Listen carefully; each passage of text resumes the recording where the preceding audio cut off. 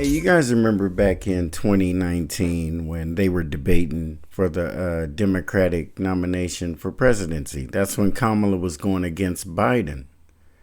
And the reason I'm going back to this moment is because we are 30 days away from the election. And I'm sorry, we're less than 30 days away, 28 days away. And Kamala Harris has so many black people who don't follow politics, and it's a lot of us who don't follow politics.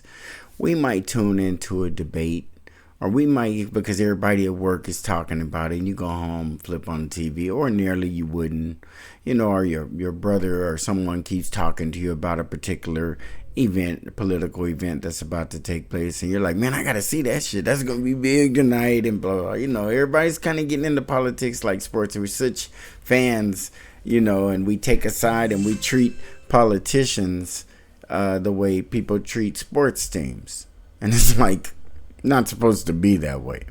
But anyway, Kamala Harris at the time attacked Joe Biden, who later he went on to pick her as his VP. We'll get to that later. But I'm going to play this only because I want you to listen to her words carefully as I have. And this is what we need to be aware of. Because listening to this right here, and we'll play it and then we'll get back and talk about it. And I will say also that in this campaign, we've also heard, and I'm going to now direct this at Vice President Biden, I do not believe you are a racist. And I agree with you when you commit yourself to the importance of finding common ground. But I also believe, and it's personal, and I was actually it was hurtful to hear you talk about the reputations of two United States senators who built their reputations and career on the segregation of race in this country. And it was not only that, but you also worked with them to oppose busing. And, there was a little girl in California who was part of the second class to integrate her public schools. And that's not true. Just so you guys know, this shit started a long time ago, and we wasn't paying attention to her. She ain't integrate shit. She's from California. California schools was integrated in the 1940s. Black people and Hispanic kids and white kids have been going to school together. That shit that she sound like she's talking about happened in the South.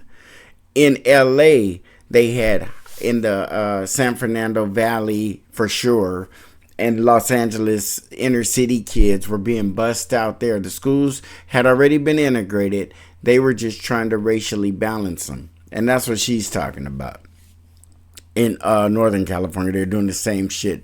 They were taking kids from maybe the Oakland area where they were more black or Hispanic and busing them to areas that were predominantly white and trying to racially balance, give the kids some time around other races. I don't know what the fuck the reason was, but I will tell you this is some straight bullshit for her to come at him the way she's coming at him at this moment.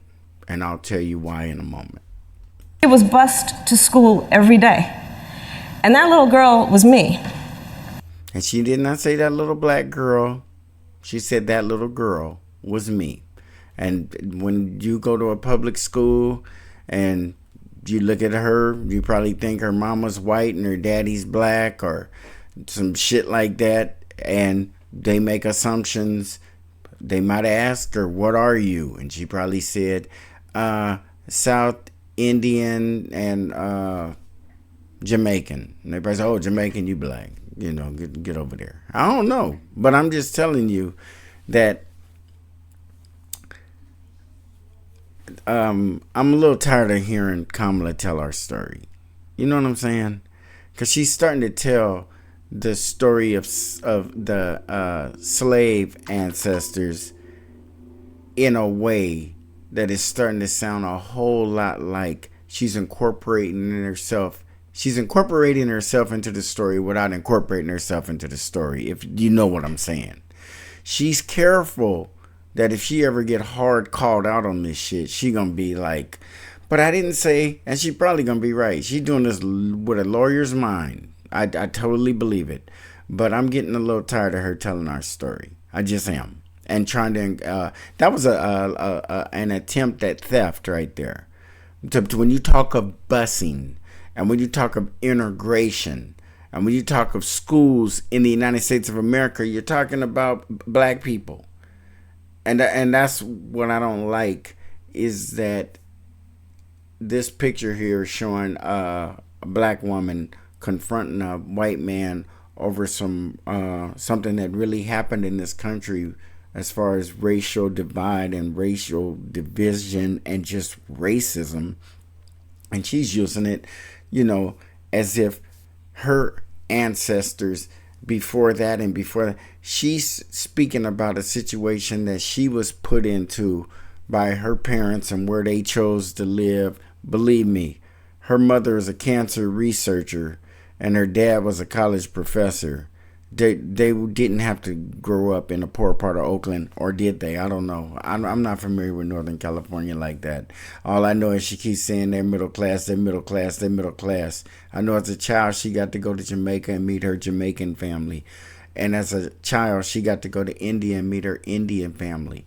I was from Compton, California, and my grandparents lived in Arkansas, and now I find out Mississippi. And I never got to go there. We didn't have them kind of resources where we could just get on an airplane or travel like that. It just didn't happen for us like that, unfortunately. We had food. We were able to go to school and with clean clothes on and all of that kind of stuff. But we didn't have a whole lot of money for traveling and vacations and stuff like that. We took vacations, but they were local and or things that we did at home. But her life was different. She talked of moving with a Mayflower truck. You guys know what a Mayflower truck move is like? You pretty much just get the fuck out the way. And they box your shit up and put bubble wrap on things and you direct them a little bit. But that's pretty much how it go. Her mom, and her sister, they paid the money. So yeah, they paid the money for that kind of stuff. But what I don't like is how she keeps walking a fine goddamn line, and it's not unintentional. Kamala Harris, look at this face, wouldn't be standing where she's standing right then or right now if she wasn't flirting with being black. She being real goddamn careful, and that's what's pissing me off the most, you guys. We've come to a part in our existence where we don't have a whole lot of shit as a result of our history in this country. Our beginning. That is when you really look at it, and it's so hard to accept, but that is really the beginning of us. Is when we got here to America. A lot of people say, no, it ain't. We got all this history in Africa and all this richness in Africa. What village, what town, what area? I see how a person can feel that way and look at us and look at them in Africa. But this is where our roots really start. This is where the race mixing happened, and why we all look different shades of brown and black, and then she comes along with a shade of brown or black that isn't from the slave trade in the United States of America. And it isn't from being an ancestor of slaves. And then you come here and you take our pain and you put it in speeches and debates and use it to your advantage. And I got a problem with that. And people say, well, what about Trump? Fuck Trump and her. They both horrible ass people. And realistically, I really mean that. But I just take exception to her because I'm black, and I knew what it's like to be racially resented against and treated different, and being the only black in a lot of different spaces, and how the treatment goes. And for her to have been the only brown or black or whatever person that she is in a lot of those different spaces, she's felt some moments as well. But this woman is about to run for president of the United States, is running for president of the United States. So obviously she's worked that shit. She's taken what has harmed the rest of us and found a way to work it. And that's by doing this little shit she's doing right here and calling Trump a racist So he's disarmed. He can't say shit to her. Because anything he say to her, he's a racist. She's benefiting from that shit, you guys.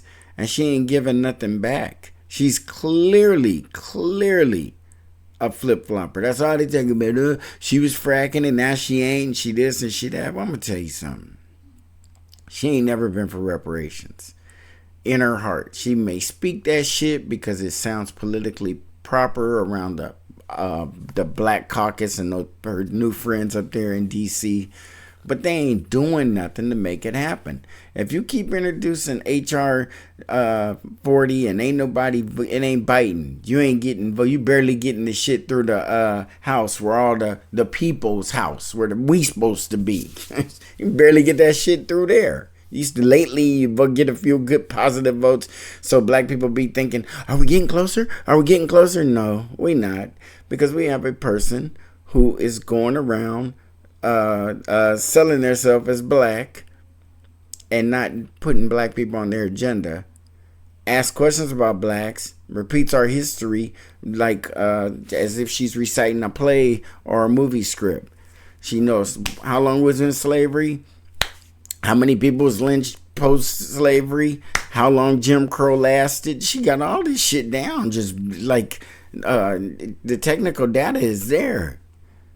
But it ain't connecting to her heart because she's still willing to go around and accept the bad part of being black when everyone looks at her like, poor Kamala, just a black woman out there running for president and getting all this. And it's true. That's the hard part. It's true. These motherfuckers is racist. They treating her bad. They saying things about her that they wouldn't say about another candidate. And things are going to be harder for her because she's adopted being black. But I think it's a net gain, though. It's not a loss. She can't be losing because look at her. She's come from nowhere with no real democratic credibility. Where is it? What has she really done that's given her the credibility to be running for president and representing us? I know black people, we should shut the fuck up because she should not be representing us any way, shape, or form, and we need to quit coming to her aid and screaming, they're racist. But she's not saying, you're right. This is fundamentally a racist country. There's a lot of racism out there. This racism is affecting this presidential race. Although I'm not an ancestor of slaves, she should say, I still understand their history and I'm going to be the president for everybody in this country, including them. And what I can do for black people is do my best to close that racial wealth gap. She can make a lot of comments like that, but they're empty. And I'm sorry, she don't make those kind of comments about black people, but she makes a lot of empty comments in general about what she's going to do when she's elected president, if she's elected president. But she don't even lie to us. She don't even get up there and say the racial wealth gap. She never says racial wealth gap. It's as if it don't exist. And that's what I want to know, and I want all you guys to know, is they closed the book and turned the page a long time ago. They just didn't tell us. Obama didn't have us on his platform, but he made us think he did. He made us feel this health care, this Obamacare that he was about to do was for us. We were going to, and she's coming out and saying it in a more ignorant way. She's saying things like, oh no, I can't do things just for you, black people. But I'm going to do things that everybody can benefit from, including you. And we go,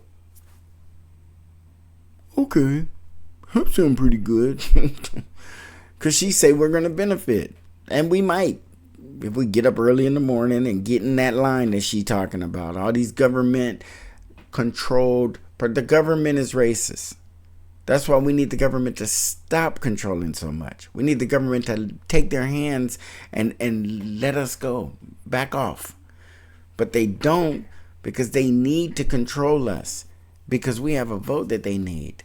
And if they can keep us feeling like we need them by putting us in soup lines and bread lines and showing us on the news being picked up out of the gutter by somebody in a plastic suit because they don't want to touch us and hose us off and put us in a hotel, and then you never hear about them again. Guys probably go right back to being homeless as soon as the funds run out for that program. And believe me, they are not bankrolling these homeless programs. That's why when you look at the amount of black men that we have that are not in prison or killed, murdered by just madness and craziness in the United States of America and living at below the poverty level.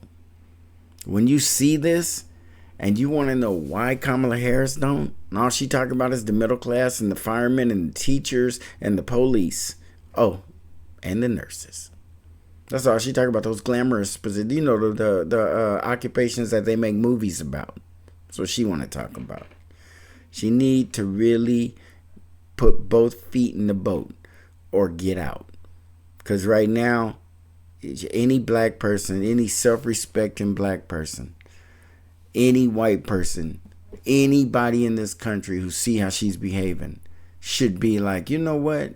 She's not pretending to be my race, but it should show you her character. It should expose to you who she really is. That she's willing to take the harm and the pain that has been done to us and try to project it onto herself in a way that benefits her in an electoral campaign without any intention of helping the people whose plight you're using to get where you're planning to go to, if that makes any sense to you. What's going on with that? How can you be so callous and cool and all these words you use against Trump are you, and he do the same shit? It's the worst, you guys. We're in so much trouble. I think we're getting down to the point where I don't know, everybody should just vote their conscience. If you feel like you want to as they say, throw your vote away on Jill Stein, go throw your vote away. Or Cornel West, go throw your vote away on him. Or if you know what, you wake up that morning, you have a slight headache, just like, it's not too bad, but you don't want it to get any worse, and it's election day, stay home. Fuck it. You know what I'm saying? Do you feel like Kamala's going out of her way for you? Do you feel like she's really not to give a rally that's going to get her more votes? Not nothing that's going to benefit her. But is she rushing and shuffling around and bustling through her life for something that you're really going to feel? That's something that you're really going to benefit from, other than another one of her speeches? You know what I'm saying? Something that's really you're going to be like, man, Kamala had a deadline and she was supposed to be in North Carolina, which is crucial, but she let that go and was at the White House to push Biden because he'd been sleeping late. Like, hey, wake up, stupid. You got to sign this paper. I'm running for president. And no, nah. This is right now, we're on the brink of war. We got a whole lot of other things going on. She jumped in the race late. Less than 30 days to go, she wants to do a media blitz. You didn't do a media blitz. You could have spaced this shit out and done interviews in regular intervals, and everybody would have been straight. But you decided to hide from the media, and now they think that you have to do it or can do it or whatever, but you're willing to do it now. It's too late. I don't know how, after 4 years of the Biden administration, and then 70 something days, or was it 90 something days of you actually being our candidate, and in 30 days you're gonna go and turn the black man's vote around. And you said you said you're gonna campaign. You don't take nothing for granted, and so far you have. So you have less than 30 days to win the black man vote. So if I miss it, anybody shoot me some information and let me know once she wins the black man's vote. I want to know, so I don't miss out. Because if she win it, I'm going to go and vote for her. I want to see her win it.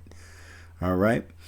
But like, share, comment, and subscribe. And I'll see you guys on the next Black Popcorn.